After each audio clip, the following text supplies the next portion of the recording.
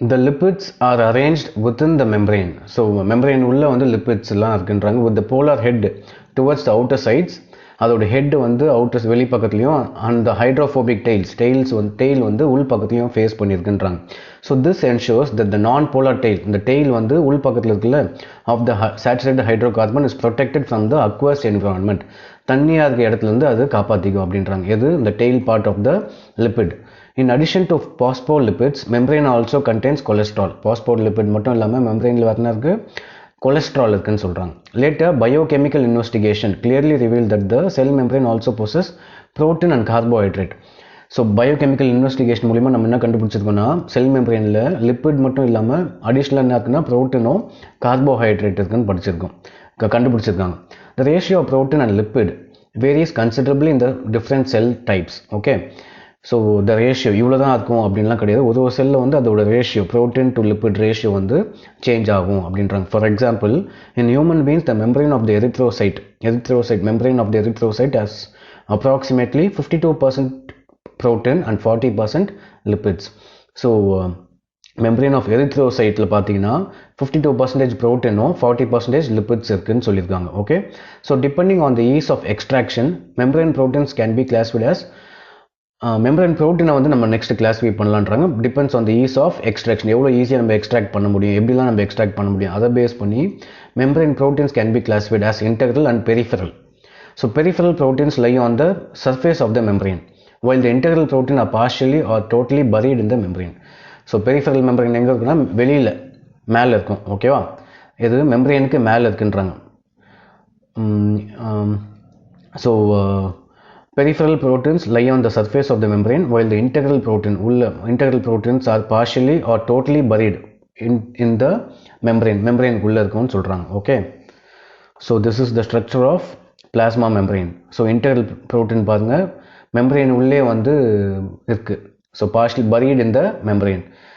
next peripheral proteinலாம் பாருங்க மேலே வெளியில membraneக்கு வெளியிலே இந்த பக்கம் வெளியிலலாம் இருக்குன்றாங்க. so cholesterol இங்க இருக்கு, sugar, phospholipid layer. so இதெல்லாம் வந்து lipids. okay, so next, an improved model of the structure of cell membrane was proposed by Singer and Nicholson, widely accepted as fluid mosaic model. so இதுதான் வந்து fluid mosaic model னு சொல்றோம். this is the latest improved model of structure of cell membrane.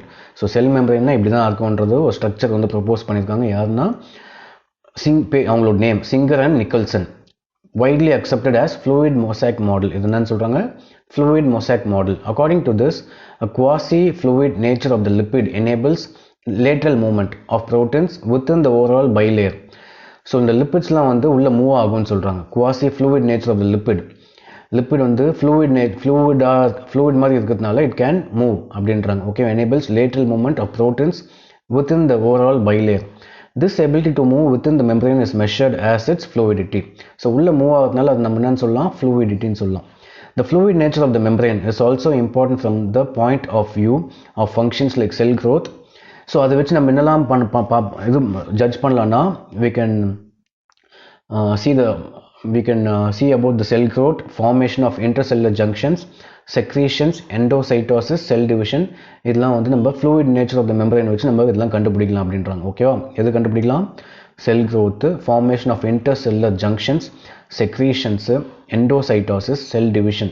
இதெல்லாம் வந்து நம்ம fluid nature of the membrane வச்சு நம்ம பண்ண முடியும் அப்படின்றாங்க. ஓகேவா, so one of the most important functions of the plasma membrane is transport of molecules across it. so the plasma membrane main என்ன பண்ணுதுன்னா it allows the transport of molecules across it. ஓகேவா, உள்ளேயும் வெளியே வந்து அலோவ் பண்ணும், செல் உள்ளேயும் வெளியே வந்து மாலிக்யூல்ஸை அலோவ் பண்ணும். the membrane is selectively permeable, so it is அது தேவையானது மட்டும்தான் உள்ள விடும் to some molecules present on the either side of it. so செல்லுக்கு இந்த பக்கம் அந்த பக்கமும் சில எது தேவையோ அந்த மாலிகூல்ஸ் மட்டும் தான் உள்ள விடும், எல்லா மாலிகூல்ஸ்லாம் உள்ள விடாது. Okay, so many molecules can move freely across the membrane without any requirement of energy. So நிறைய மாலிகூல்ஸ் வந்து it can move inside and out, and this is called passive transport. அது பேர் நம்ம என்ன சொல்கிறோம், passive transport. Neutral solutes may move across the membrane. நியூட்ரல் சொல்யூட்ஸ்லாம் வந்து அது சுற்றி போயிடும், அது உள்ளே போகாது. Across the membrane by the process of simple diffusion. So அதை நம்ம என்ன சொல்கிறோம், it is called simple diffusion along the concentration gradient, that is from higher concentration to the lower concentration move ஆகும்னு சொல்கிறாங்க. ஓகேவா? ஸோ நியூட்ரல் சொல்யூட்ஸ்லாம் வந்து will move across the membrane சுற்றி போயிடும், அது உள்ளே போகாது அப்படின்றாங்க.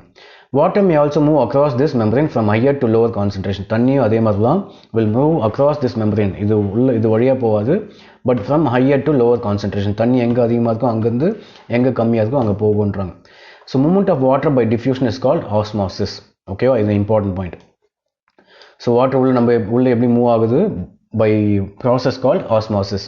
As the polar molecules cannot pass through the non-polar lipid bilayer, they require a carrier protein. So polar மாலிகுல்ஸ்லாம் வந்து நான்-போலார் லிப்பிட் பைலேயர் உள்ளே போக முடியாது, அதனால தே ரிக்வயர் கேரியர். ஒரு கேரியர் மூலியமாக தான் அது போய் ஆகணும். That is called carrier protein of the membrane to facilitate the transport across the membrane. ஓகேவா? ஸோ இந்த போலார் மாலிகுல்ஸ்லாம் உள்ளே எப்படி போகும்னா பை கேரியர் ப்ரோட்டீனால தான் வந்து உள்ளே போயிட்டு வெளில வர முடியும் சில மாலிகுல்ஸில். என்ன மாலிகுல்னா போலார் மாலிகுல்ஸ். ஓகேவா? A few ions or molecules are transported across the membrane against their concentration gradient, that is from lower to higher concentration. சில ions சில molecules என்ன ஆகுதுன்னா will move across the membrane against their concentration gradient. So லோவர்லேருந்து ஹையருக்கு போகும். ஓகேவா? சில மாலிகுல்ஸும் சில அயான்ஸ் மட்டும் அப்படி பண்ணும். such a transport is an energy dependent. அதுக்கு வந்து உங்களுக்கு என்ன தேவைன்னா எனர்ஜி தேவை. ஸோ லோவர்லேருந்து ஹையருக்கு போகுது, ஸோ அப்போ உங்களுக்கு என்ன தேவை? எனர்ஜி தேவை. எனர்ஜி புஷ் பண்ணால் வந்து from lower point to higher point போக முடியும். In which ATP is utilize. So அந்த இடத்துல வந்து நான் யூஸ் ஆகுது, ஏடிபி வந்து யூஸ் பண்ணிடுது. ஏடிபியில் உனக்கு எனர்ஜி கிடைக்கும். அந்த எனர்ஜி யூஸ் பண்ணி சில மாலிகுல்ஸ் சில அயான்ஸில் என்ன பண்ணுது, லோவர் கான்சன்ட்ரேஷன்லேருந்து ஹையர் கான்சன்ட்ரேஷன் போகுது. And is called active transport. அது பேர் நம்ம என்ன சொல்கிறோம்? ஆக்டிவ் டிரான்ஸ்போர்ட்னு சொல்கிறோம். Example Na+, K+ pump. So sodium பொட்டாசியம்லாம் வந்து இந்த மாதிரி லோவர் டு ஹையர் கான்சன்ட்ரேஷனுக்கு போகுதுன்னு சொல்கிறாங்க. ஓகே, ஸோ இந்த வீடியோவில் இதோட போதும். நம்ம நெக்ஸ்ட் வீடியோவில் நம்ம மீதி லெசனை மீதி டாபிக்ஸை நம்ம வந்து கண்டினியூ பண்ணிக்கலாம். ஓகே, ஸோ இந்த வீடியோவில் நம்ம என்ன பார்த்துருக்கோம்? So we have seen about cell மெம்பரெயினில் என்னெல்லாம் இருக்குது, லிப்பிட்ஸ், ப்ரோட்டீன்ஸ் இதெல்லாம் இருக்குது, அதோட ரேஷியோ பார்த்துருக்கோம். ஸோ செல் மெம்பரெயின் கம்ப்ளீட்டாக உள்ளே நல்லா இருக்குது, அது எப்படி உள்ள ஃபங்க்ஷன் ஆகுது, அதோட மெயின் ஃபங்க்ஷன் அப்படின்னு சொல்லிட்டு நம்ம இந்த வீடியோவில் நம்ம பார்த்துருக்கோம். ஸோ இந்த லெசனை வந்து நம்ம நெக்ஸ்ட் வீடியோவில் கண்டினியூ பண்ணலாம்.